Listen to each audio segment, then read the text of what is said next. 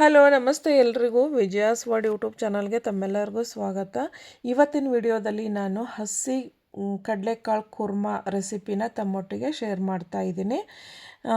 ಇದಕ್ಕೆ ನಾನಿಲ್ಲಿ ಒಂದು ಬಟ್ಟಲಿನಷ್ಟು ಹಸಿ ಕಡಲೆಕಾಳನ್ನು ತೊಗೊಂಡಿದ್ದೀನಿ. ಇವನ್ನು ನೀಟಾಗಿ ತೊಳೆದು ತೊಗೊಂಡಿದ್ದೀನಿ. ಇದರದ್ದೇ ಕುರ್ಮಾ ರೆಸಿಪಿನ ನಿಮ್ಮೊಟ್ಟಿಗೆ ಶೇರ್ ಮಾಡ್ತೀನಿ.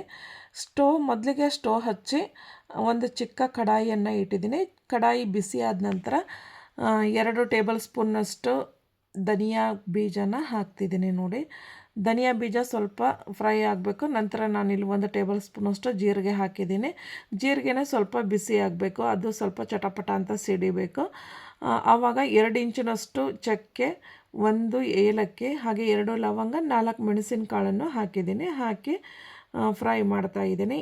ಇವೆರಡು ಚಟಪಟ ಅಂತ ಸಿಡಿದ ಮೇಲೆ ಇದನ್ನು ಬೇರೆ ಒಂದು ಪ್ಲೇಟಿಗೆ ತೆಗೆದಿಟ್ಟು ಅದೇ ಕಡಾಯಿಗೆ ನಾನಿಲ್ಲಿ ದೊಡ್ಡ ಗಾತ್ರದ ಈರುಳ್ಳಿನ ದಪ್ಪ ದಪ್ಪ ಕಟ್ ಮಾಡಿದ್ದೀನಿ. ಅದನ್ನು ಸಹ ಫ್ರೈ ಮಾಡಲಿಕ್ಕೆ ಹಾಕ್ತಿದ್ದೀನಿ. ಹಾಗೆ 5 ಗುಂಟೂರು ಮೆಣಸಿನ್ಕಾಯಿನೂ ಹಾಕಿದ್ದೀನಿ. ಗುಂಟೂರು ಮೆಣಸಿನ್ಕಾಯಿ ಹಾಕೋದ್ರಿಂದ ಖಾರ ಚೆನ್ನಾಗಾಗುತ್ತೆ, ಕಲರು ಸಖತ್ತಾಗಿ ಬರುತ್ತೆ.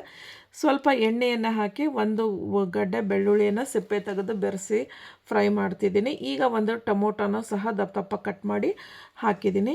ಇವೆಲ್ಲ ನೀಟಾಗಿ ಫ್ರೈ ಆಗಬೇಕು, ಗೋಲ್ಡ್ ಕಲರ್ ಬರಬೇಕು ಮತ್ತು ಹಸಿ ವಾಸನೆ ಹೋಗಬೇಕು. ಆಗ ನಾನಿಲ್ಲಿ 2 ಗೋಡಂಬಿ ಹಾಗೆ 2 ಬಾದಾಮಿನ ಹಾಕಿದ್ದೀನಿ. ಗೋಡಂಬಿ ಮತ್ತು ಬಾದಾಮಿ ಹಾಕೋದ್ರಿಂದ ಕೂರ್ಮಾ ಒಂದು ರುಚಿ ಸಖತ್ತಾಗಿ ಬರುತ್ತೆ. ಆದ್ದರಿಂದ ಇವೆರಡನ್ನು ಸಹ ಹಾಕಿದ್ದೀನಿ. ಹಾಗೆ ಒಂದು ಸ್ವಲ್ಪ ಕೊಬ್ಬರಿನೂ ಸಹ ಹಾಕಿ ಚಿಕ್ಕ ಚಿಕ್ಕದಾಗಿ ಕಟ್ ಮಾಡಿ ಫ್ರೈ ಮಾಡ್ತಿದ್ದೀನಿ. ಈಗ ಇದೆಲ್ಲ ಫ್ರೈ ಆಗಿದ್ದಾಯಿತು. ಇದನ್ನು ನಾನು ಒಂದು ಮಿಕ್ಸಿ ಜಾರಿಗೆ ತೆಗಿತಾ ಇದ್ದೀನಿ. ನೋಡಿ, ಮಿಕ್ಸಿ ಜಾರಿಗೆ ಇದನ್ನು ಹುರಿದಿದ್ದೆಲ್ಲ ಮಸಾಲೆ ಹಾಕಿದ್ದಾದಮೇಲೆ ಜೀರಿಗೆ ಅವನ್ನೆಲ್ಲ ಹುರ್ಕೊಂಡಿದ್ನಲ್ಲ ಅದನ್ನು ಸಹ ಹಾಕಿ ಸ್ವಲ್ಪ ನೀರು ಬೆರೆಸಿ ಗಂಧದ ಥರ ಮಿಕ್ಸಿ ಮಾಡ್ತೀನಿ.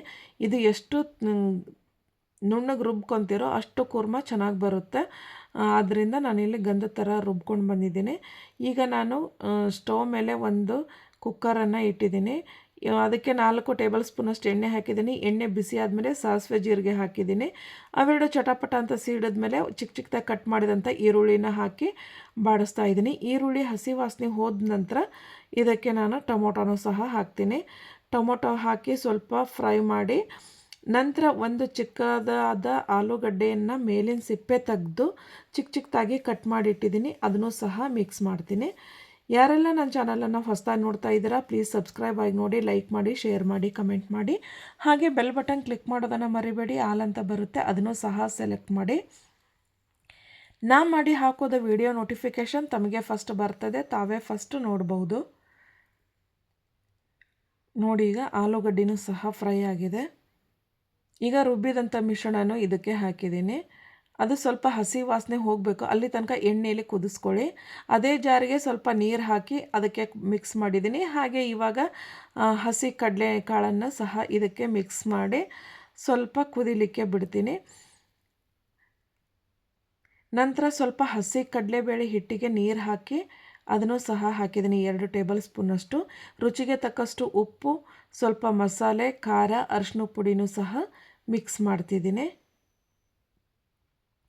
ಮಿಕ್ಸ್ ಮಾಡಿದಾದ್ಮೇಲೆ ಚೆನ್ನಾಗಿ ಸ್ವಲ್ಪ ಬಾಡಿಸ್ಕೊಂಡು, ನಿಮಗೆ ಗಟ್ಟಿ ಬೇಕಂದರೆ ನೀರು ಸ್ವಲ್ಪ ಹಾಕಿ, ಹಾಗೆ ಮುದ್ದೆ ಅನ್ನಕ್ಕೆ ಬೇಕಂದರೆ ನೀರು ಸ್ವಲ್ಪ ಜಾಸ್ತಿ ಹಾಕಿ 2 ವಿಷಲನ್ನು ಕೂಗಿಸ್ಕೋತಾ ಇದ್ದೀನಿ. ಇಲ್ಲಿ 2 ವಿಷಲ್ ಆದಮೇಲೆ ಕುಕ್ಕರ್ ತಣ್ಣಗಾಗಿದೆ. ಈಗ ಕುಕ್ಕರನ್ನು ಓಪನ್ ಮಾಡ್ತಾ ಇದ್ದೀನಿ. ನೋಡಿ, ಚೆನ್ನಾಗಿ ಕೂರ್ಮಾ ರೆಡಿಯಾಗಿದೆ. ಎಷ್ಟು ಚೆನ್ನಾಗಾಗಿದೆ ಅಂತ. ಇದನ್ನು ನೀವು ಚಪಾತಿ, ಪೂರಿ, ರೊಟ್ಟಿ, ಮುದ್ದೆ ಹಾಗೆ ಅನ್ನ ಎಲ್ಲದಕ್ಕೂ ಸರಿ ಹೊಂದುತ್ತೆ. Thank you for the watching.